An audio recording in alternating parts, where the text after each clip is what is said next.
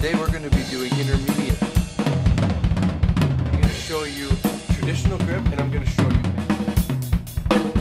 This is Clayton Skinner. Welcome to another episode of Beyond the Beat. Hello, my name is Clayton Skinner. This is part 3 of advanced bass drum with quarter note hi-hat grooves. So this is where the madness begins. Now this video shouldn't be that much more difficult than the other two, but it will definitely have its quirks. For instance, in this video I'm going to be adding singular 16th notes throughout the grooves, while still continuing to do the pairing that we've been doing in the other videos. Now, I'm only going to be giving you about 5 or 6 examples of this, and after that I want you to start coming up with your own ideas. By then, you should have a pretty good grasp on the concept. So, exercise 1, we have bass drums on the 1E of 1, the A of 1, we have a bass drum on the AND of 2, and then the E AND of 3. So it goes 1E at 2 and 3E and 4. 1E at 2 and 3E and 4. Good luck with this.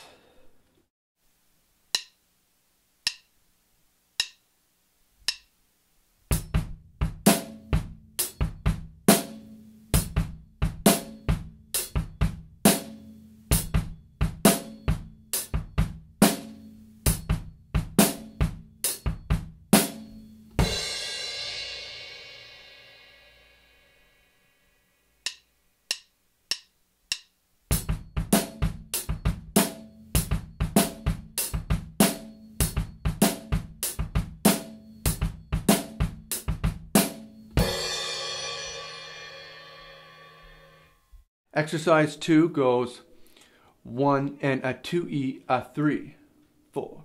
1 and a 2E, a 3, 4.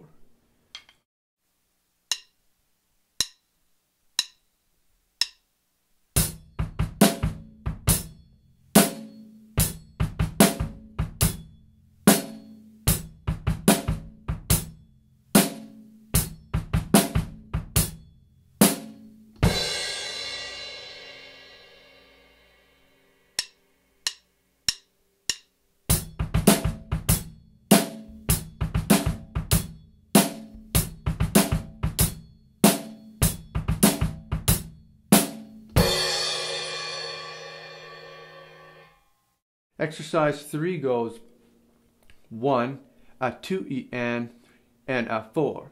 1, a 2E and 3 and a 4. Now there's bass drum on 1 and 3, and don't forget that snare.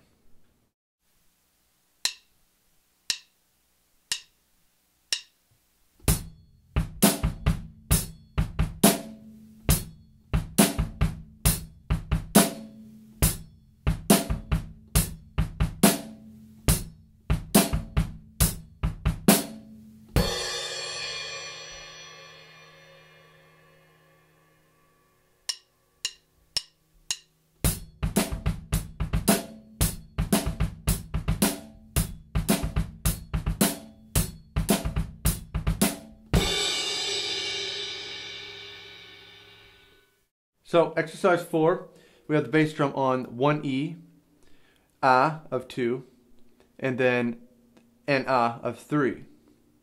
So it goes 1E, 2, A, and A 4. 1E, 2, A, and A 4. It's kind of like the beat to When the Levee Breaks by Led Zeppelin, only you're not playing eighth notes, you're just playing quarter notes on the hi-hat.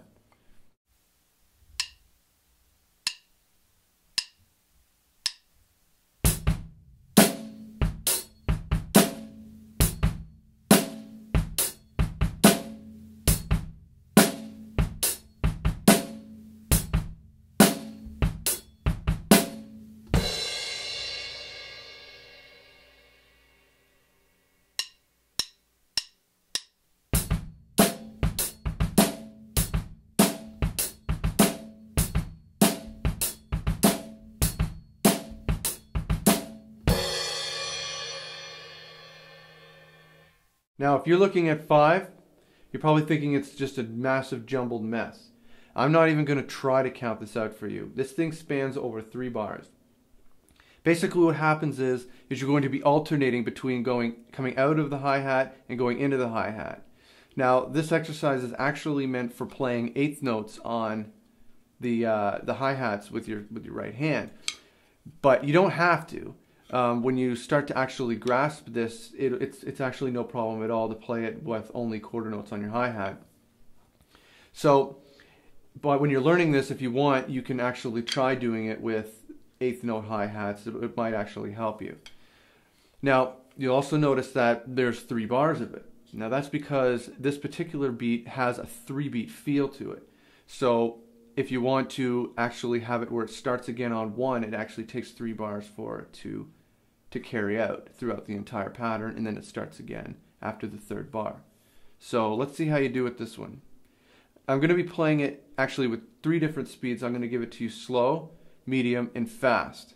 So listen to the slow first, really focus on the foot patterns, and then slowly ramp it up. If you can get this, you've pretty much got all this stuff nailed.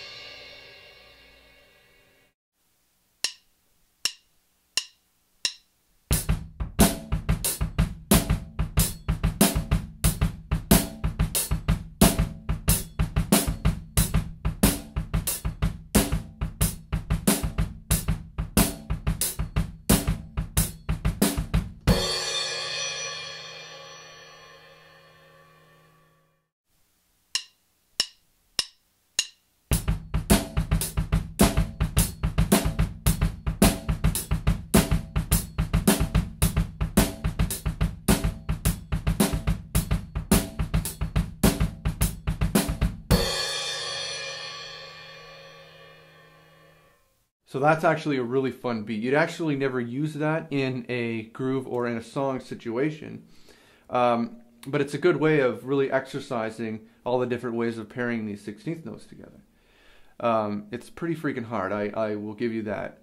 It's actually really is meant to be played with 8th notes on the hi-hat, but if you could play it on quarter notes, like I said, you're gravy. You got it made. So like I said before, remember to use a metronome and to take this very slowly. This is not something that you're going to get in a day or even a week. This is something that will take months to learn. Remember, you want to be able to transition into these techniques, being like going from eighths to quarters. You want to be able to transition into that smoothly and confidently. If you're in the middle of a performance and you decide to try it, realize you can't do it and have to bail out. That doesn't look good. That doesn't make you look good. It doesn't make the song sound good. So remember, make sure that you spend as much time as you can with this. Well, that's all for now. If you have any questions or comments about this episode, get a hold of me through the contact section at claytonskinner.com. Remember, hate mail is always encouraged.